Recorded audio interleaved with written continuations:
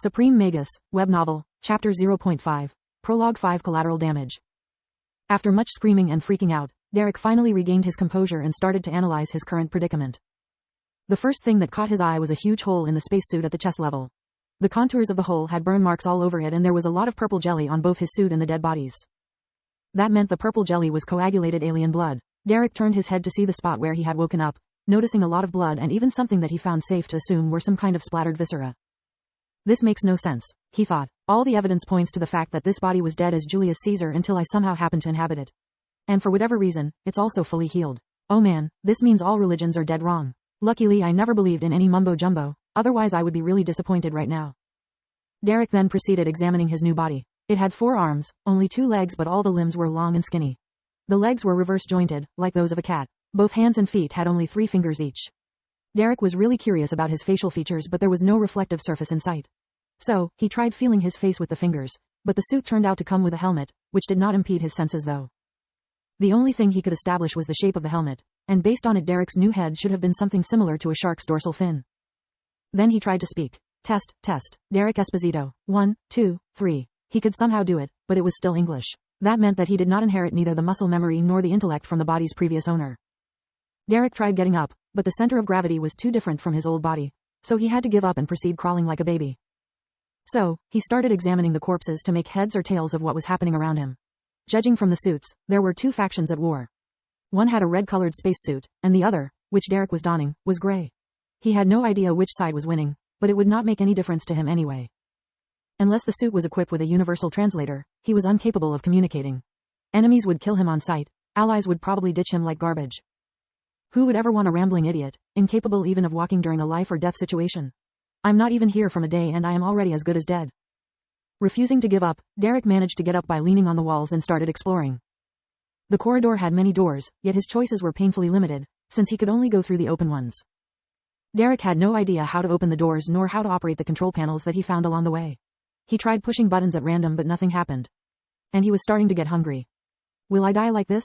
Starving in a goddamn spaceship, alien planet or whatever the FK is this? I don't know what this useless pile of flesh eats. Even if I stumble on a mountain of food, I have no way to know what is what. And even if I did, I do not know how the heck to remove this helmet. After walking for several hours, hunger and frustration drove him to hysteria. Derek screamed and kicked whatever was within reach, until exhaustion made him fall asleep. When he woke up, his mind was clear again. This is a nightmare. I am all out of options, to the point that even if I wanted to kill myself, I would not know how. He banged the back of his head against the wall to keep frustration at bay.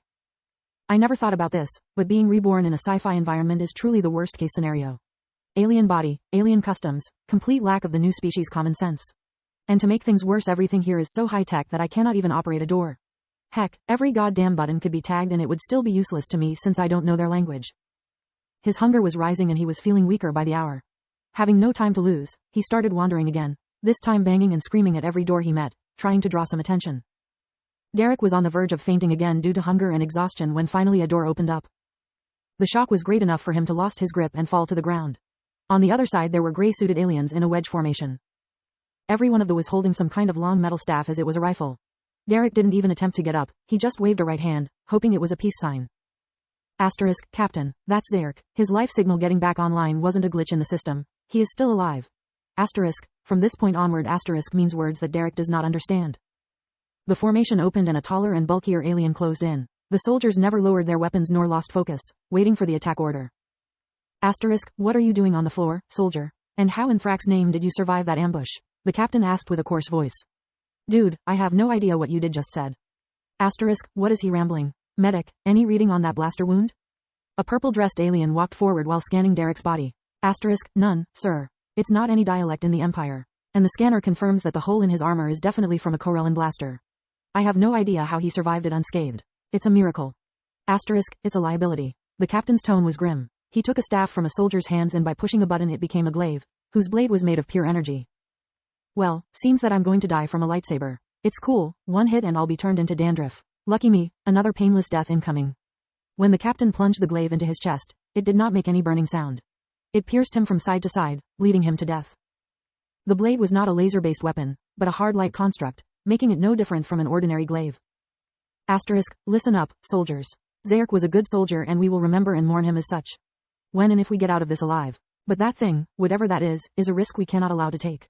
Not with Prince Rekhard in our care and those Corellan rebel scums still at large. Better some collateral damage than a spy among our ranks. Now shut that door and check the perimeter again. This time, death was far from painless for Derek. He felt like his chest was on fire, but what really hurt wasn't the wound as much the lungs. Derek was struggling to breathe. Every breath was shallower and more difficult than the last. Blood started gurgling from his mouth, and he felt like slowly drowning. His throat kept contacting trying to draw in air, but to no avail. It took Derek less than a minute to die, but for him it seemed to last forever.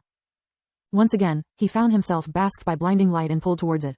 Just like the last time, he felt all his worries and rage fading, but instead of enjoying the feeling he was simply annoyed. Derek had never believed in any god, hence he never believed in heaven or hell. Humankind has always been a terrible race, he thought. It's impossible to define someone as truly bad. Most of the times the bad guys are simply people who never got a chance to be anything but criminals. Then there are people, like me, whom life had pushed and pushed until they broke. Not to mention psycho and sociopaths. How could someone that is born bad be sent to hell simply because his head is malfunctioning? Hence, I have always believed that either there was an afterlife for everyone, or no afterlife at all. Death is supposed to be final spirit level, good or bad, rich or poor, the destination has to be the same. Instead I got this cheap excuse of reincarnation screwing with me. What purpose being reborn could possibly have if I retain all of my memories? Whatever body or planet I would end up in, I would still carry my baggage, so once outside the light all my pain, rage and contempt toward humankind would prevent me to learn whatever lesson I am supposed to learn. Inside that otherworldly space, he had the clarity to see that his psychologist was only half right. He could only change if he wanted to, but because of all his past experiences he had no will to. It was a perfect example of a catch-22 paradox. Suddenly, he was pulled downwards and away from the light. His vision was a blur, but he could still hear a lot of commotion around him. Giant hands were holding him still while he was puking God knows what, and judging from the breeze on his butt cheeks he was naked. I don't know what the heck is going on, he thought, but I bet I am in deep sh*t again.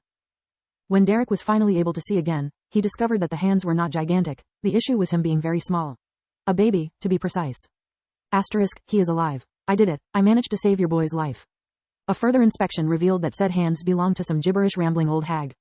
Derek was currently inside a wooden shack, surrounded by people dressed with rags that could be called clothes only if they were part of a 1000 AD themed Renaissance fair.